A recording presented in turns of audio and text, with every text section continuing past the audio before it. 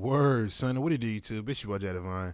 All right, man. I got some Battlefield 5 content back here in the background for y'all, just so y'all can, use it for future references and as to some things I might say. But this video shouldn't be too long.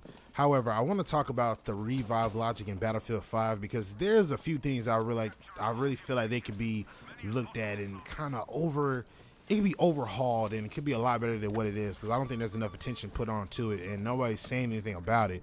But this video might bring up a few good topics or issues that you might have seen yourself, or you feel like it could be tightened up. So make sure y'all sit back, chill, take a pee break, pause the video, get you some popcorn, because y'all know how I do. But so let's just start from square one, for me at least. Battlefield Bad Company 1 was like the start of where I really got into my Battlefield bag, you know what I mean? So Battlefield Bad Company 1, you had your two paddles, and the things you rub together say clear, you know what I mean? So you had that, and that was the way you could revive somebody or kill somebody depending on how you played. So that was the way that you revive somebody. Now the only way you could revive somebody is if it literally was just a nothing but body shots, and he's down and he's waiting to get revived. That was the only way you could revive him. If it was a headshot, you couldn't revive him. If it was an explosion, depending on how close or far it was, if it was close to him, like literally you're standing on top of a grenade and it blows up, you couldn't revive him. He's pretty much a goner. Or if he got blown to bits to smithereens by a tank, and literally it hit him upon impact, he's not getting revived off of the strength of that. You know what I'm saying? He's dead. So like I said, a headshot, he's gone. And they stay with that same familiar logic across Battlefields up until Battlefield 5, or it might have been Battlefield 1. I don't know. I didn't really too much play Battlefield 1. I got kind of bored. I did play it for the time being when it first dropped, but it just kind of got boring to me, at least on Battlefield 1. So I kind of just put that down, and then Battlefield 5, here we are. So Battlefield Bad Company 2, they stay with that same exact revive logic, you know what I mean, unless you were a medic. Well, of course, the only way you can revive somebody is a medic. But as a medic, you could revive somebody based off of how they die. If it was like I said, a body shot, or nothing that was a headshot, explosion, or anything of that nature, that was how you could revive somebody. That was the same logic they used across all Battlefields. Battlefield 3, same exact scenario. Battlefield 4, same scenario. Battlefield 1, maybe on Battlefield 1, I don't know, I don't remember. But on Battlefield 5, I feel like they're kind of crossing the line as to who and how you can revive people, or how they can get revived.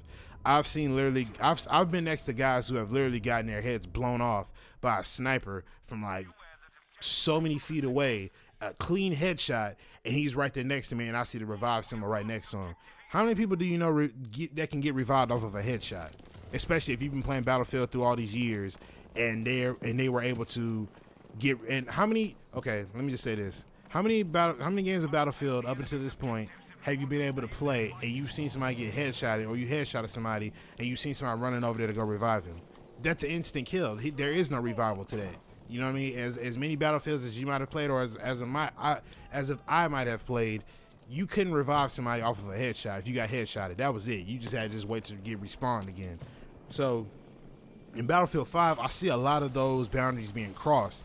And I honestly feel like they should take that back and bring in that old school logic, or at least rework that logic of reviving somebody. I literally seen somebody get blown up. Like, I'm talking about blown off the side of the map or mountain, wherever it was, and he basically got blown up. But as he was flying across the map or whatever, they still let him be able to get revived. And I'm just like, okay, there's no way in hell you're going to be able to get revived and you just got blown to bits like that. There's no way. I don't care how I don't know the word for it, but you can't get revived off of explosive unless it was like literally like it went off next to you and you was some feet away, you was low on health. Okay, I can understand that. You know what I mean? That was just something that literally just pushed you over the edge to death, and now you're laying there waiting for someone to revive you, or you're just gonna die out, whatever. So that, and then also the headshots. If I headshot you or I get headshotted, there is no means for me to get revived. I don't care if it's a one shot. I don't care if I take nothing but body shots and then the last shot that kills me is a headshot. Okay, cool. You know what I mean? Then there could be somewhat of a logic tweak there. Maybe certain stipulations can allow you to get revived off of a headshot. You know what I mean? It could be tweaked with, so to speak. So I'm seeing a lot of boundaries being crossed with Battlefield 5's revive system. And don't get me wrong, I like the fact that you can revive your squad mates, you understand what I'm saying? Or you could either revive people. If you're a medic, you don't have to be a medic to revive your squad mates, but if you're a medic, you can revive people faster than the normal revive if you were to revive a squad mate. I like that. However, the logic isn't clear. It's not clear enough. And then another thing I find to be kind of a hindrance, if that's a word, or one thing that kind of hinders me is sometimes when I'm trying to revive somebody and I might be standing right there in front of him, I might press square or X, depending on what system you play on. I might press the button to revive him, and the game for some odd reason has this hard time trying to figure out what am I trying to do. Am I trying to reload, revive, or am I trying to pick up this gun that's next to him? And I'm not trying to do neither one of that. All I'm trying to do is revive him. But for some odd reason, the game has a hard time figuring out what he does. So sometimes you might find yourself in a situation where you're trying to revive him. You're pressing a button to hold it, because y'all hold it to revive him, but you're pressing to hold it, and the game doesn't register it right away. There seems like there's like this little pause or this break in between, and you can't necessarily revive him. So once you hit the revive button, and let's just say for the situation at hand, he might have a sliver of health left because he was trying to hold on until somebody came to revive him. You're pressing the button to try to revive him. The game doesn't register right away until maybe a second and a half later or 2 seconds later. Then they snap you to the revive animation, and as soon as you start reviving him, you let it go because you're thinking, oh damn, they finally registered it. So you try to press it again, and then the guy dies. You see what I'm saying? So these things can be tightened up. These things can be tightened up. I really wish that they would take the time out to, look at this logic, because I feel like, as I've said before, they're crossing the line, or the boundary. My bad, I hit the mic.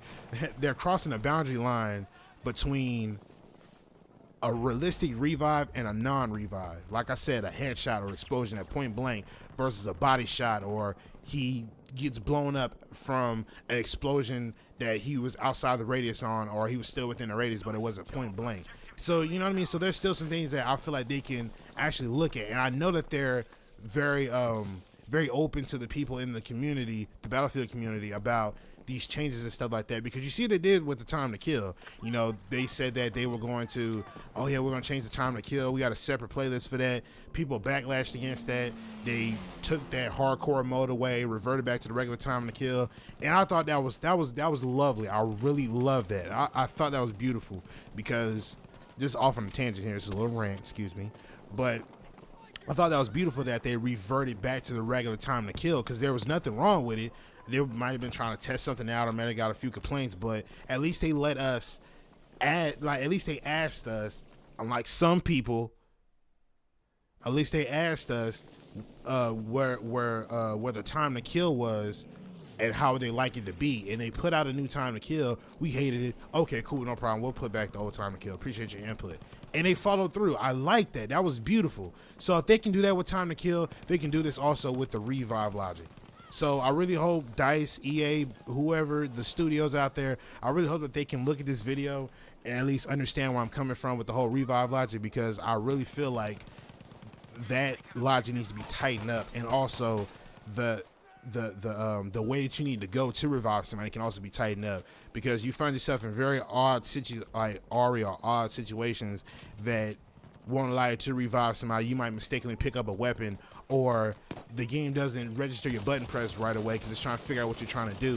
Within that time, you could be dead, or he can already die off after you're trying to get him to get revived. So I really feel like they should sit back and take a look at that. But however, hopefully y'all feel the same way. Maybe not. I don't know. But I'm going to get up out of here, man. Appreciate all the support. I got another video coming out tomorrow. We're going to talk about the what's that gun that just came out not so long ago for the Tides of War. I forget the name of it, but I'll put a picture right about here. And yeah, I'm going to get up out of here, man. Appreciate all the support. I'm going to get up out of here, man. It's your boy Jay Divine, and I'm signing out. Peace.